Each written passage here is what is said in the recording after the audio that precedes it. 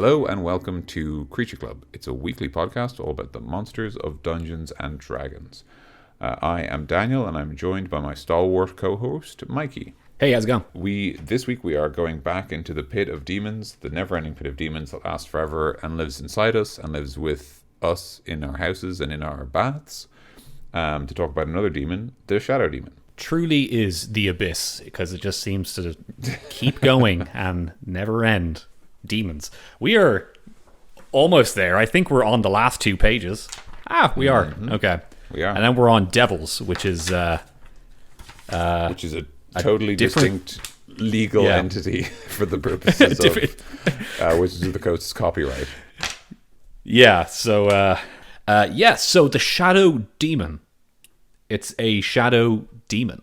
What does this guy look like for our folks at home? Well, he kind of looks a bit like picture a ghost, with kind of like the weird wispy bottom half and like a mean top half. He has typical demon, devilly looking wings and horns and teeth. He's just kind of he's probably what you think when you think of a shadow demon. Am I right in saying that? Or I think so. I mean, he's got the sort of spectral under half of like a ghost or like a genie. And then he's got big long clawed hands and a torso and a sort of a short neck with a sort of round head on it with, like you said, the kind of goatish bent horns and then tusks. And then 2 wings that are really more like tattered remnants. They don't appear functional, but obviously because this creature isn't alive, they weren't. How long has this guy been in the game? So he has been around since, interestingly enough, before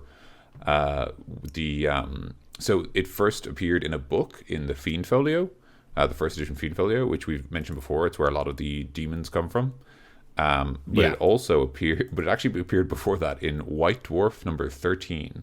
So White Dwarf was weird because it was a magazine made by Games Workshop, the guys who make Warhammer. But before, for a long time, it was a magazine about lots of different things. So like the White Dwarf would have like Dungeons and Dragons stuff and other stuff in it, and then later on it became just a magazine about Warhammer made by the company that make Warhammer. But anyway, so it first appeared in that, and then later it appeared in Fiend Folio, which is in first edition. Then it appeared in appendix for Ravenloft, and then in a couple of compendiums for monsters, and then eventually showed up again in the Book of Vile Darkness. It's actually, interestingly enough, it's not mentioned here if it appeared in 4th edition, and maybe it didn't. That is strange. I don't remember it being in the book because I've been looking at it a lot over this demon series we had, but I will double check right now, but I don't think it is. Yeah. Oh, wait, no. 4E. Statistics. I have it here on one of the wikis. Yeah, Shadow Demon, right here. Then it's been in every edition since 1st edition. I don't have every edition's versions on hand, but I do have the original one, the Fiend Folio one, which I checked out because my gut says that because of the way that they're designing the 5th edition monster manual, a lot of it's about legacy. It's about what the monster used to do and things like that. And in that context, the Shadow Demon we have listed in the Fiend Folio is very similar to very, very similar to the monster we have described in 5th edition. A little different in some small ways. It's more vulnerable to light, interestingly enough. One of the things it describes is that if you cast the light spell on a shadow demon, it's as if you'd hit it with a fireball. Like the idea is like it's such anathema to them that they just literally go bah! And like rather than the thing here where they're sensitive to it, it's like it actually is enough to wound them on its own. I think it'd be very cool to put it into 5th edition. I think even though light is a cantrip, but it makes sense that using light will get rid of a shadow demon. But yeah, other than that, it's very similar. It's got its little wings. It's not got a bottom half, but it does have a top half. It has its claws. The thing that I do find interesting is that it describes how the Shadow Demon's wings are too small to let it fly, but they do let it jump better. And then by 5th edition, it's just a ghost, so it can fly and it's fine. Right, yeah. I thought that was like, oh, well, technically the wings aren't big enough for it to fly. It's like, nah. It's like, nah, it's a ghost or whatever, man. There ain't no rules. I do like the picture for the first edition one which I'll probably put up on our Twitter as I usually do. But it looks like a mean demon shadow Spider-Man. Oh yeah, I get that. Yeah, I'll put that up. That'll be on our Twitter for if you guys want to see it, or just look it up yourself, whatever. Yes. Is there anything about shadow demons in real life? I'd say there's a couple. Did we usually Tim's our guy for this? I would say like the notion of like a specter or something could certainly be like the idea of like demons are only a really distinct entity in like either Dungeons and Dragons or in like very hardcore Catholicism. Other than that, there's it's like it's very much like this creature would just be like a specter or a ghast, and the notion of it being a demon versus it being a ghost probably wouldn't be relevant. Yeah.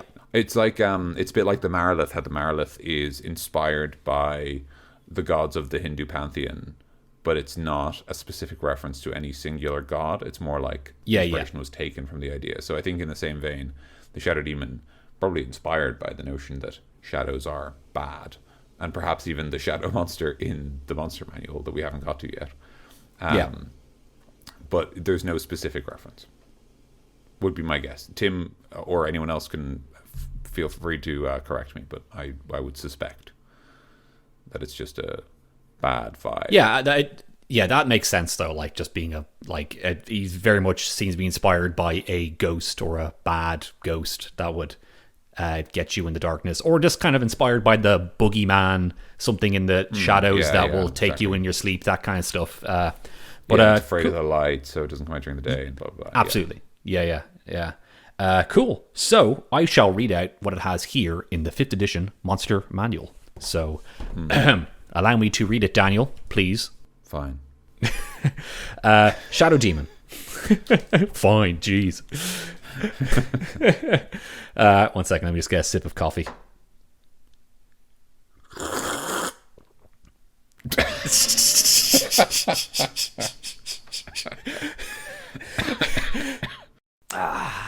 Excellent. All right. Shadow Demon. When a demon's body is destroyed, but the fiend is prevented from reforming in the abyss, its essence sometimes takes on a vague physical form. These shadow demons exist outside the normal abyssal hierarchy, since their creation results most often from mortal magic, not from transformation or promotion. Shadow demons all but disappear in the darkness. They can creep about without making a sound. A shadow demon uses its insubstantial claws to feast on its victim's fears, to taste its memories, and drink in its doubts. Bright light carries this fiend and shows its distinct shape, resolving it from a blur of darkness to a winged humanoid creature whose lower body trails off into nothing, and whose claws rend a victim's mind. Shadowy nature. A shadow demon doesn't require air, food, drink, or sleep. So, there you go. He doesn't need to eat anything. Nice. But that is pretty cool. That's actually kind of a first with this demons thing, where he's not exactly part of the demons, shtick. The demons kind of thing they have going on in the abyss, where they have like a hierarchy, they have like power levels, they got all that stuff. He's just either made with magic, or it's literally a demon ghost where it died, it can't go back to its plane, so it's like hanging around in the mortal plane with like unfinished business. Very spooky stuff. It is nice that it's a creation often of accident. There's a lot of potential there, just from the notion of like, oh no, yeah, what have you done? And I love this notion here that that the demons have promotions as well. It adds a bit of like bureaucracy to they have performance reviews. Yeah, like I thought it was just like you're born as a Balor, or you're born as a Marilith or whatever. But no, you can actually probably promote yourself to. You can start off as a Dretch and eventually promote yourself to High Dretch. Anyway, so pretty cool stuff going on there. He's a shadowy demon. He's a ghostly demon. That's kind of what we thought already as it is. Shall we just go straight into the meat and potatoes of this? Yes, I think so. Okay, let's play that music. Play that funky music.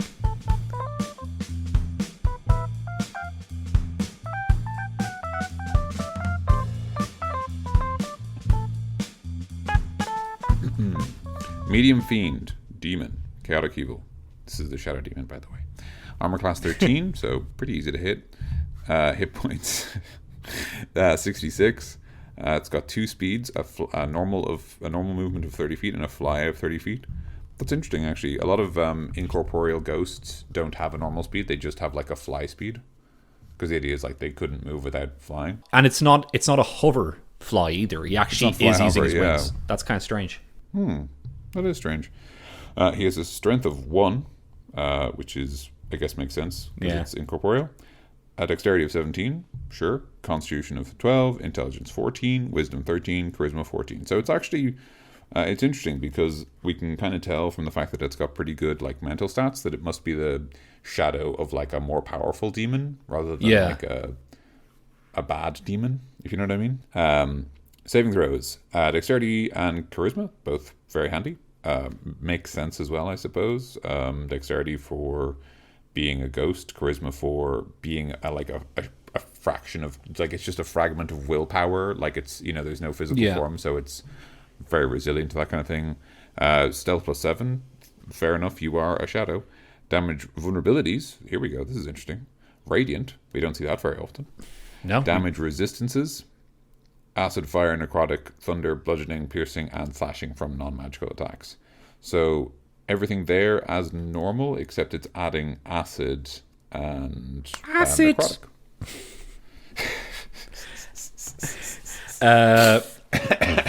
But it's actually kind of strange because usually it has like cold, because like all the other demons have cold, fire, lightning, and bludgeoning, piercing, whatever. Yeah, but this guy has acid, fire, necrotic, and thunder, and thunder is a weird one, especially.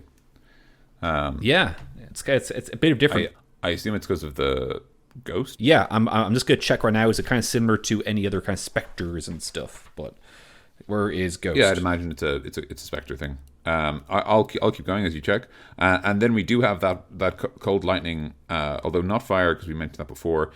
Cold and lightning are both immune to cold and lightning and poison, although poison is kind of standard for demons. But the cold and lightning have been upgraded to a complete immunities, which is a little better than normal. Right. And then it does have the kind of spectral condition array that we've seen before, which is it can't be exhausted, grappled, paralyzed, petrified, poisoned, prone, or restrained. Poisoned is because it's a demon, but I think it gets that from being a ghost anyway, so it's got both. Yeah. And then it has 120 feet of dark vision, standard issue for your demon boys and girls. Past perception of 11, because it's got a +1 mod and it's not trained. Languages abyssal and telepathy, which we've kind of come to expect with higher level demons. And it's got a challenge of 4, which means it's worth 1,100 experience points. Well, a ghost here, just for a bit of reference, it has resistances to acid, fire, lightning, and thunder, immunities to cold, necrotic, and poison. So not exactly the same template, but kind of similar stuff. Yeah, that's weird. Yeah. That's an interesting difference. Especially the necrotic thing. Yeah. Well, necrotic, because it's kind of a ghost, it makes sense, but how it's not immune, that's kind of strange as well. That's what I'm thinking. I guess it's because it's not a real ghost, because it's not actually dead. It's still alive. It's just a kind of a piece of something else. Yeah. So maybe that's why. But anyway, it's an interesting set of resistances, vulnerabilities especially, and immunities. My instinct says that might be a little bit of a pain in the butt to run, because you have to look up every damage type in the game with the exception of force. Yeah. Because every damage type in the game is somewhere in this list of vulnerabilities, resistances, or immunities. Yeah. Which is fine. It's not a big deal, obviously. As long as you got the stat block open. Make sure one of your players cracks out that sweet force build wizard that they've been trying out. The Jedi build, yeah. Incorporeal movement. Cool. The demon can move through other creatures and objects as if they were difficult terrain. It takes 5 1d10 force damage if it ends its turn inside an object. That if that's to be expected, that makes sense. Seen that kind of stuff before. Yep. Light sensitivity. While in bright light, the demon has disadvantage on attack rolls as well as on a wisdom perception checks that rely on sight. Okay, cool. Shadow stealth. While in dim light or darkness, the demon can take the hide action as a bonus action. That's pretty cool too. But, you know, makes sense. Actions. He's got 1 actions. He's got claws. He uses his claws to attack. Melee weapon attack. +5 to hit, reach 5 feet, 1 creature, hit 10, or 2d6 plus 3, psychic damage, or if the demon had advantage on the attack roll, 17, 4d6 plus 3 psychic damage. So that's kind of like a sneak attack. Yeah, it's actually, it's like, it's literally some extra d6s. It's kind of a sneak attack adjacent ability. The same kind of mechanics going on there.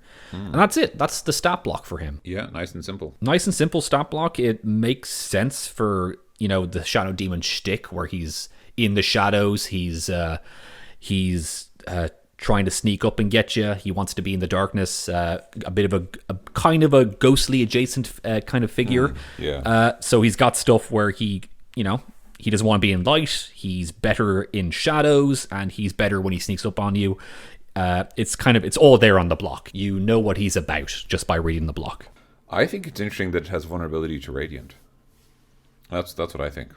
Damage vulnerabilities are very rarely given out in 5th edition at all. Like, I mean, something as simple as the fact that, like, we're looking at demons, and this is the only demon with vulnerability to radiant damage, which is apparently holy. And whether or not, like, what that's supposed to mean, I don't know.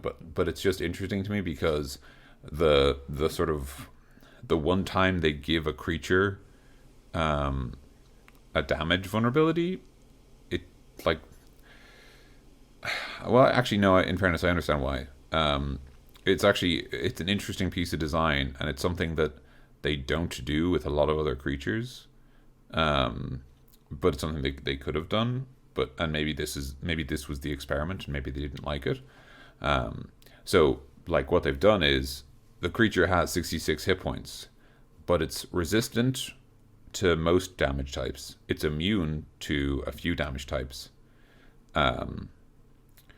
And it's normally affected by magic weapons and force damage. And so then on top of that, it's vulnerable to radiant. So against radiant damage, it has half as much health, which is 33, which against a level 4 party is very little health, realistically. 66 health is an okay amount for a level 4 party, but even still, I wouldn't be sure about, like, how it depends a lot on magic items, how many magic items the party has, and how reliant on them they are, especially magic weapons. But it is interesting because in some ways they could take away some of those resistances and just give it more health and take away the vulnerability as well. And it's interesting because on a lot of other creatures, especially on the devils, which we haven't covered yet, but we'll get to, a lot of them don't have vulnerability to radiant damage, but they almost never resist radiant damage, which effectively means it's one of the effective damage types against them, right? Like, because it's not an element or a non-magic weapon, it's good against them. But in this case, they've specifically made a creature vulnerable, but it's not a creature where, like, its health bar is really a problem, I guess. Yeah, I get you with that. I think probably what they're going with is, obviously, as you said before, where it's kind of like a best of or like a legacy monster in anything in this book, where it's kind of paying homage almost to what it used to be like in very early editions, in like 1st edition. But also, it's a shadow demon. It's made of shadows, and what gets rid of shadows? Light. Maybe they just kind of thought that where of course radiant would be bad for it, but yeah, it is interesting that it's vulnerable to it. There's not a whole lot gets that, and even if you got rid of that, the encounter would not last for that long, because encounters rarely last for long, and with 66 hit points is not too much for a, let's say, challenge rating 4. Yeah, that wouldn't, like, you would still get rid of it very quickly, you know. And if you had a cleric or a paladin, then that would be over with even quicker with the vulnerabilities with radiant damage, you know. But I guess I kind of get what they're coming from, just because it's a shadow monster. Yeah, I do. Like, it's stuff like that, like, where I'm like, that has listed every damage type with the exception of force and magic weapon, which isn't technically a damage type. Is listed here somewhere, and I almost wonder, like, was this like one of those things where they, like, wanted to challenge themselves to use all the damage types, or they thought that a creature that uses all the damage types is an interesting, lesson for the dungeon master, because it teaches them about like how damage works and why it's important. Yeah, I guess I can get that. There's like this is it's an effective teaching tool, I guess, both for the DM and the players, because it resists a lot. It resists enough that there's a chance that its resistances or immunities, may perhaps even, will come up during a fight, and it's only vulnerable to one type of damage. But that one type of damage makes sense, as you say, like it feels correct.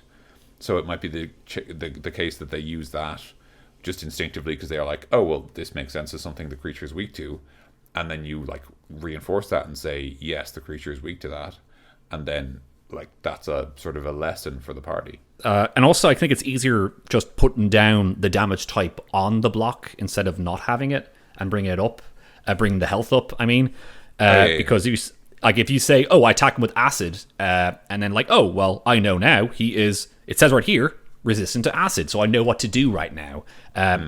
You know, it's. I don't know. I don't know how to describe it exactly, but I think it's a little bit of an easier teaching tool that way instead of just bringing its health up and having nothing there, because he'll just be kind of another monster. Am I making sense? I understand what you were saying. It's, and also maybe because I just wanted to be like the other demons, I guess, and just have all those resistances. It would be kind of strange to just have one block with nothing in it in this demons thing, but that's more of like an aesthetic than an actual mechanics reason. So sorry, we talked a lot about the resistances.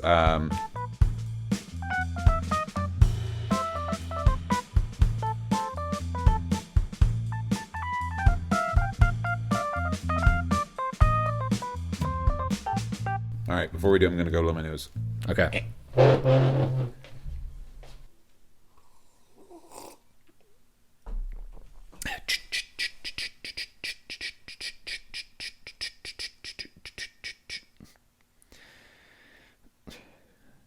It's just me now.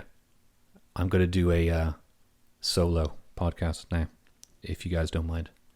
Daniel's not here, and he's left me.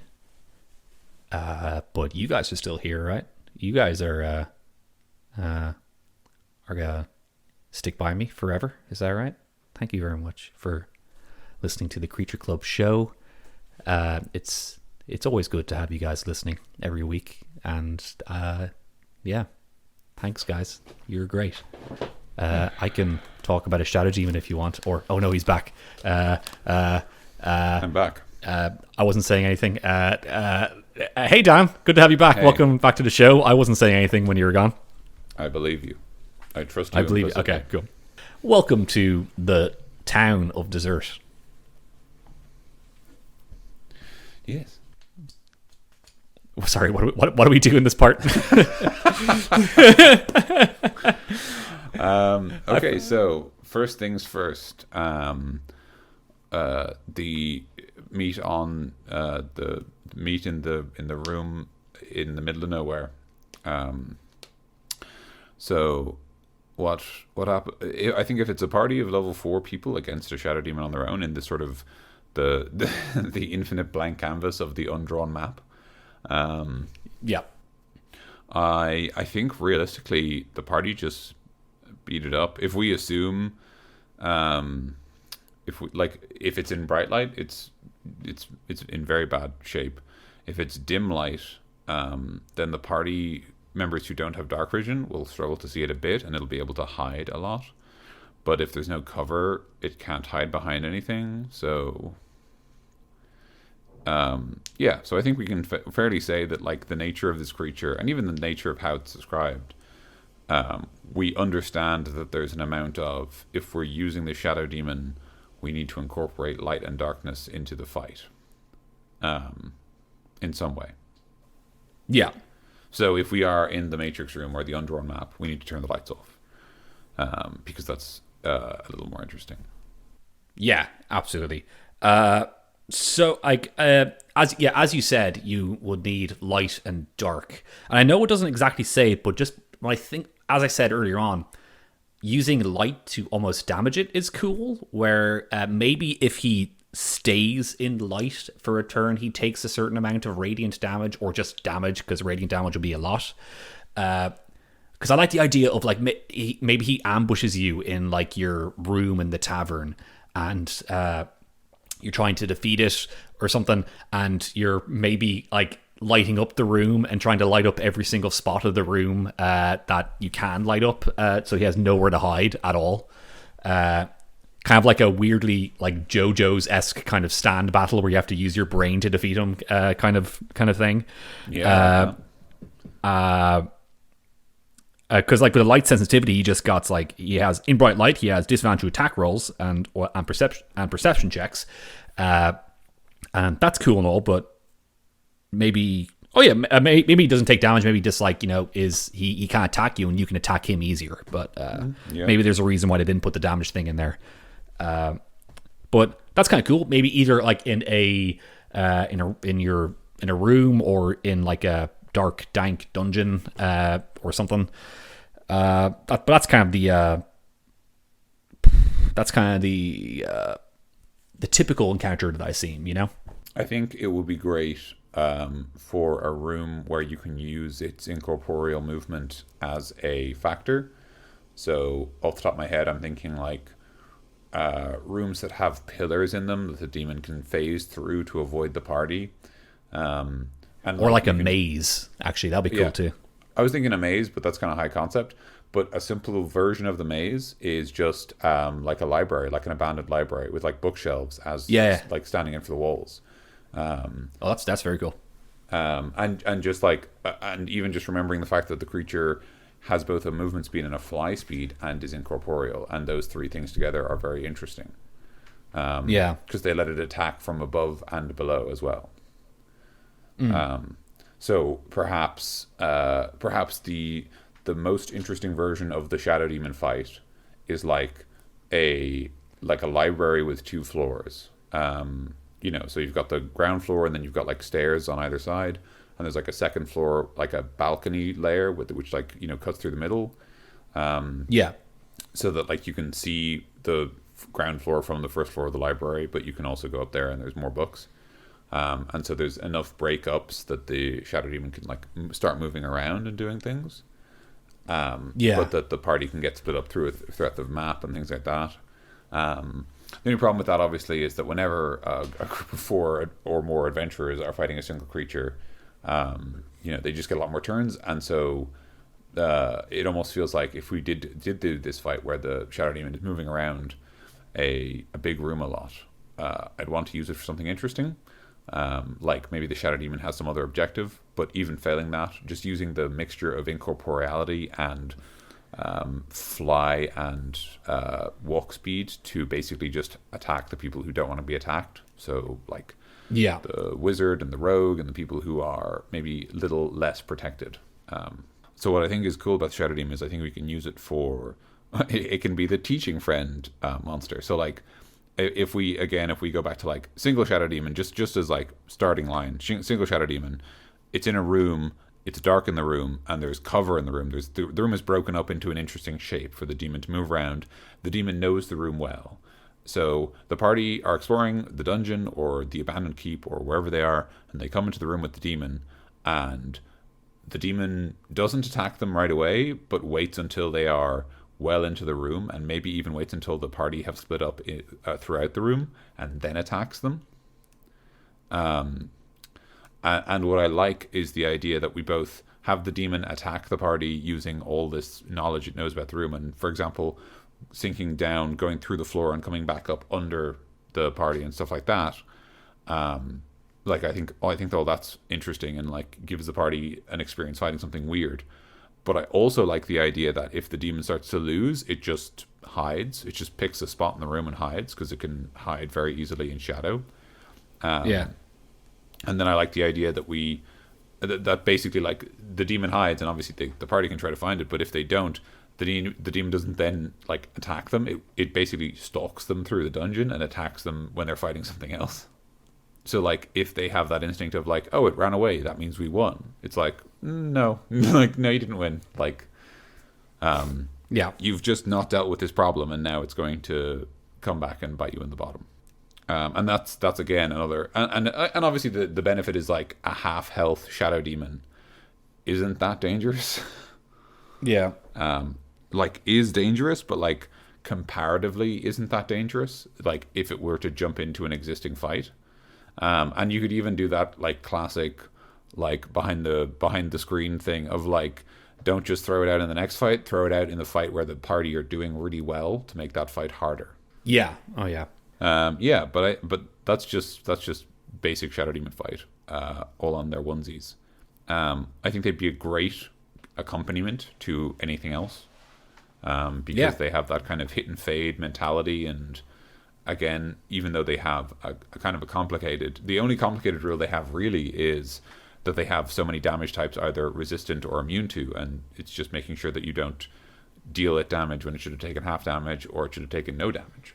And other than that, it's got a really straightforward moveset. It just sticks to the shadows because it can hide as bonus action, attacks things with its claws to deal damage, tries to have advantage from being hidden so that it deals even more damage. So in some ways, it's a great accompaniment to another fight, both because it is sort of dangerous and interesting, but also because it's very easy to run. I have an idea for not really based on the block, but just that idea of where the Shadow Demon dies and it can't go back to the abyss and it's floating around here. I like the idea of the Shadow Demon kind of being like a possible big bad demon who is in a shadowy form and is trying to reform himself.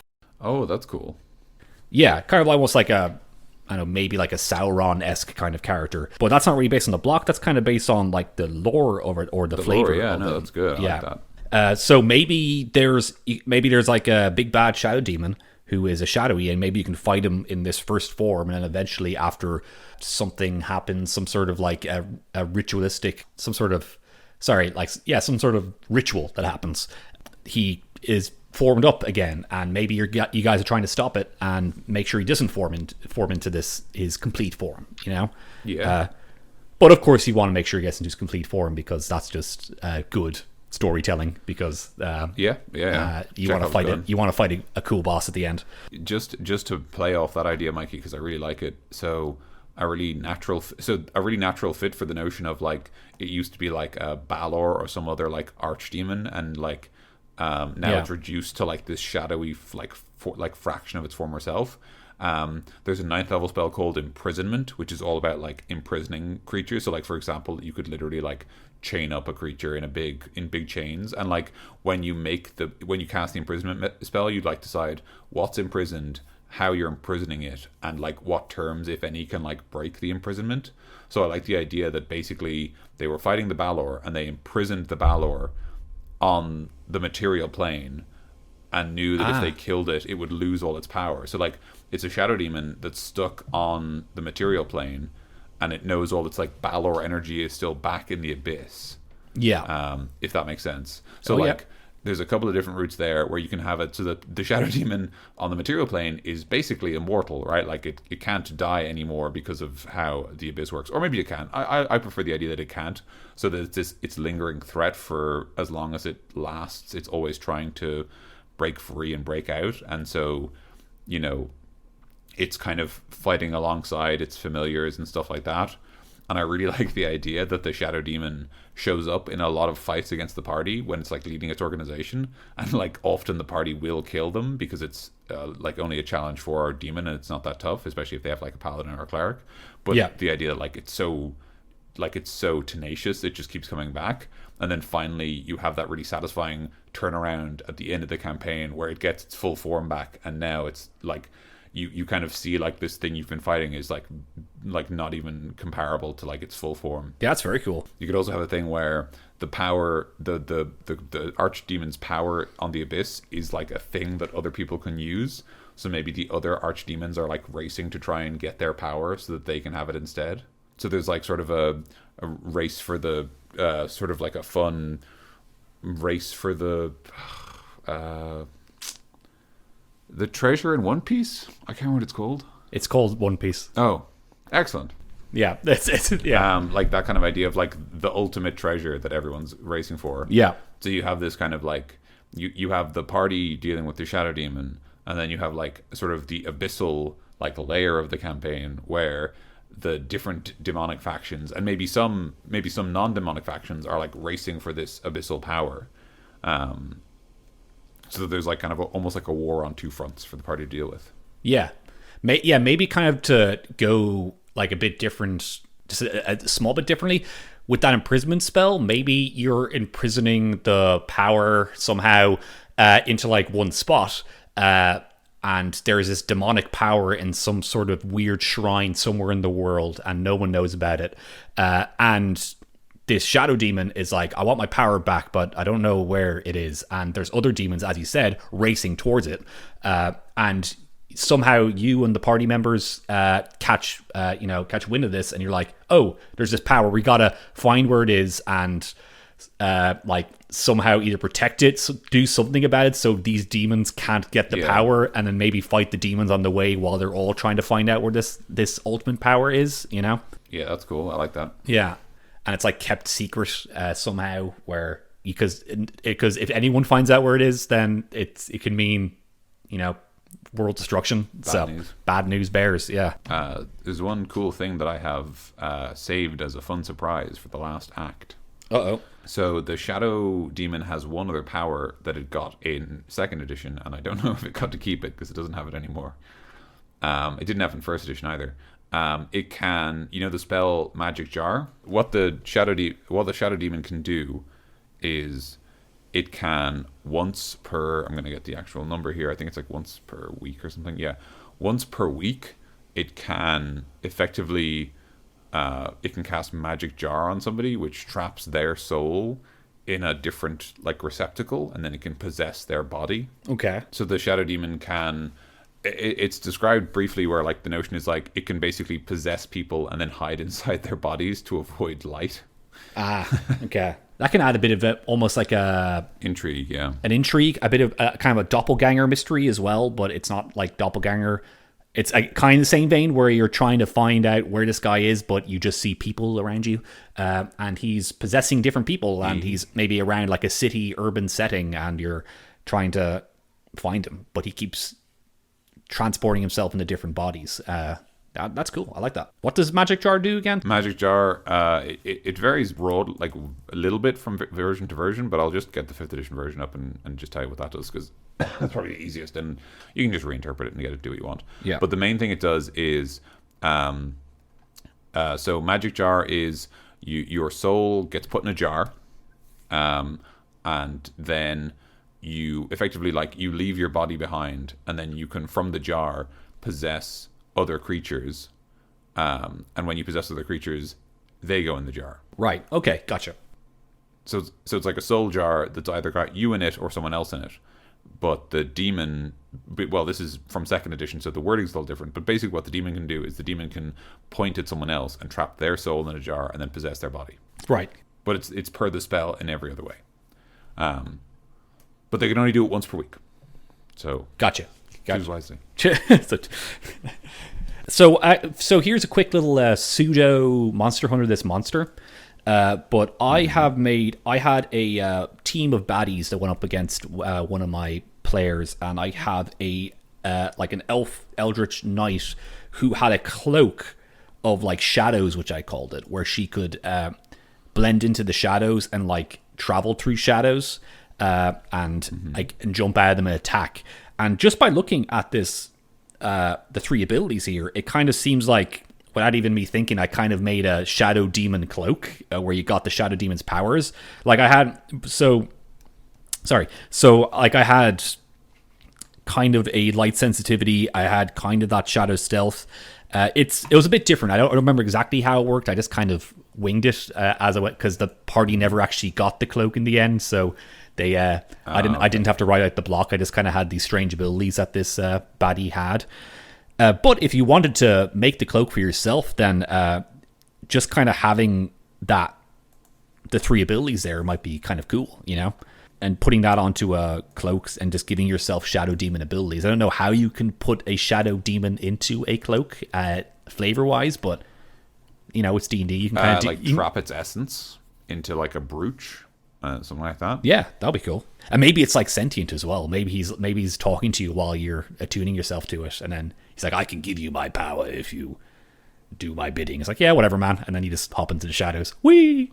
But yeah, that's cool. I never actually realized that the ability that I was thinking about was actually a shadow demon. But now that it's here, it makes sense now. So if I'm ever writing up that cloak again, I'll probably just use this. Cool. Yep, that's me though. So, shadow demons, last thoughts or a quick review. They are cool. They are shadowy, ghostly demons that hide and either hide in shadows or hide in plain sight by possessing people around them and hopping into their bodies and going through the town. They could be used as a possible big bad who want to regain their power somehow. Yeah, I mean, in terms of where else they could be, like they are fragments of demons that have been trapped on the material plane.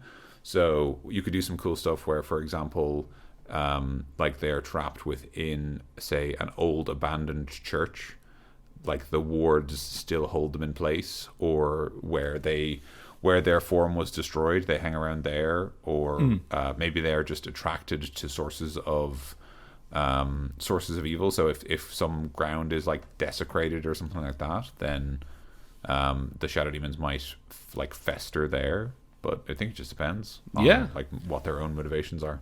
Also, as a final thought, they are relatively intelligent, like, you know, in terms of they have good like scores, and they're also telepathic, so they can speak every language. What could be interesting as an alternative is that a shadow demon might see a party as a mechanism to return them to the abyss. In other words, if the shadow demon wanted to return to the abyss, it might ask the party to like banish it there, and even the party might do that inadvertently during the fight. And perhaps you could even say that like if the shadow demon is banished, you like it's gone permanently because it doesn't want to come back. Yeah. Because the banishment spell like forces it back to its home plane. So a banishment spell would force a shadow demon back to the abyss, but it wants to go back to the abyss. Yeah, yeah. So maybe like once it's banished, it doesn't come home. Yeah, maybe he's working with you, and like if you help him out, he'll help you out if you help him out by banishing him, and then, but because of that, your party are like, I don't trust this guy because he's a demon and spooky. Yeah. But in reality, as you said, he probably just never come back. It's like, okay, I'm back in the abyss. I don't want to die again, so let's just stick here for a while, for a couple of millennia. That's what I'm thinking. Like, yeah, because like realistically, if it just stays in the abyss, it just gets whatever power it had back, and they can worry about getting back to the mortal plane like another time. Yeah. But just, I don't know, just an interesting thought, like that, like a spell that, you know, like banishes an unwilling creature back to its home plane. The shadow demon, its home plane, it's still a demon. It's still got the creature type medium fiend demon. So its home plane is still the abyss. So like if you do banish it, maybe it just stays banished. Yeah. Because it doesn't want to come back. And again, maybe it does negotiate with the party. Maybe it recognizes that one of them, because it's not completely stupid. Like maybe it recognizes, or maybe it watches the party long enough, it realizes that they have a spellcaster among them, and that perhaps that spellcaster has the power to banish them, or even perhaps the demon knows that the power to banish them lies somewhere in the dungeon. So it says, I'll get you to that power, you banish me, and along the way, I'll make sure you make it alive. Imagine if he comes back as like a Balor to help you at the end. That'll be a very like dramatic twist where you think he's gonna come back and kill you, but he's actually gonna help you out in a bigger fight. And then he's like, "All right, I'm gone forever. I'm gone back to the abyss." And you're like, "Oh, you end up that demon was a cool guy for some reason. That's weird." Yeah, I mean, like, or like to make it a bit more like kind of slightly like the party are using demons to their aid. Maybe the party, as part of banishing the demon, like use magic or just through or just persuade the creature like that for the creature's like true name, so that then later they can summon it back to help them win a fight. Yeah, so that they can like basically like force it back to the material plane because they need its help or whatever, or just because they want the help. That could be pretty cool. Shall we leave it there? Yes. Alrighty. Thank you very much for listening. As always, if you've enjoyed this episode, you can subscribe to us. We're on iTunes, we've got an RSS feed, and we are on Spotify, which a lot of people use. We're also on Stitcher, and I think you can find us other places too. If you want to subscribe to the RSS feeds, you can try Googling it, but the easiest thing to do probably is to go to our website, which is creatureclubpodcast.com, and there's a link there to the RSS feed, as well as to our Spotify page. You can also comment below the episode or contact us on the website to let us know what you thought of this episode, or to submit homebrews. We are always looking for homebrews of any kind and any color, which we then collate into specials, which we record, and we have one on the way, which we're looking forward to. Yes. You can also email us your homebrews if that's easier, or if you just want to get in touch, that's creatureclubpodcast@gmail.com. And you can also keep in the loop as to when we've uploaded stuff, and obviously the picture of the old Shadow Demon that Mike is going to upload, which is @CreatureClubPod on Twitter. We generally are pretty active on that. Like, if people reply to the episode, we'll generally see it within a couple of hours. Yeah. So that's a good place to get in touch if you have smaller questions. Oh, sorry. No, one more thing. We've mentioned it before, but we'll mention it again. Mikey is doing a really good series on YouTube, which is called Screen to Table, which is all about taking ideas from video games, and I think later movies, you said? Or just from other sources. It doesn't really matter. Yes, I have a couple of ideas from movies and anime and TV shows, stuff like that. Anything. Yeah. Pretty much, it's called Screen to Table, but it's pretty much any piece of other media, I guess. And you are describing how to use it in D&D games. You've done 2 episodes so far. The first one was on Legend of Zelda, which was an obvious pick because it's your favorite series ever. And the second one was, unsurprisingly, your other favorite thing, which is Metal Gear Solid. They've both been really, really interesting videos, and I've enjoyed both of them a lot, and I would very highly recommend them to anyone. Thank you very much, Dan. That's all right. I'm just telling you the truth. You should check those out. We'll put a link to those in the description of the episode. Subscribe, like, do all that stuff. Thank you very much. And I have plenty more videos where that came from. But on that note, thank you so much for listening, guys. And next time, we shall talk about more demons, probably. Yeah, there's 2 more left. Almost there until we get to devils. And God bless you if you've been with us every step of the way. Yes, and guys, we want to move on. We really do. And I guess that's kind of like, after that is dragons is the next big kind of... We have to do something special for dragons, yeah. Yeah, but after that, it's like, unique monsters. It's just... So we will be back to the classic Creature Club episodes you enjoy, where we talk about a strange monster and then we forget about it, and then we go on to the next strange monster. The circle of life. So anyway, thank you so much, guys. Join us next time. I have been Mikey. And I've been Dan. Stay cool. Bye-bye now.